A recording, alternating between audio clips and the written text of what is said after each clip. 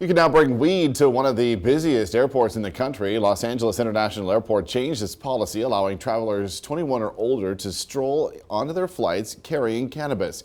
KSBY's Kelsey McFarland checked into how this changes security and what local travelers think. She joins us live in San Luis Obispo with more. Kelsey? Richard, policy is tied to Proposition 64, which legalized pot in California. But bringing weed to the airport won't be that simple. It's still illegal under federal law, and TSA says they plan to treat the drug the same way they always have.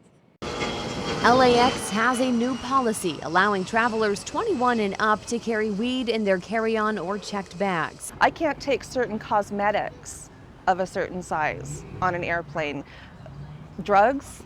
It's insane. If it's a medical concern, everyone brings their prescriptions on, that's fine. When you first told me, I thought, they're not going to be smoking it on the plane, please, because it just has such a particular odor. There are limits. Passengers won't be allowed to toke one up on the flight or in any public place.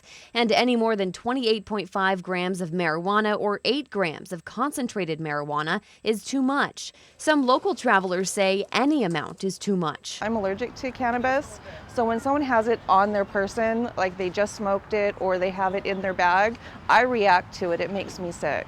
While LA police give it the green light, don't expect to sail through TSA with weed. A spokeswoman for the agency says TSA's response to the discovery of marijuana is the same in every state and at every airport, regardless of whether marijuana has been or is going to be legalized.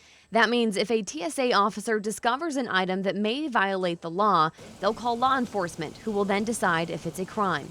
Some worry that'll slow the security process down. Having to possibly have a whole other line for those who have a substance that isn't allowed or legally allowed in other states could get really complicated. The policy also points out the weed in your bag may be illegal wherever you land.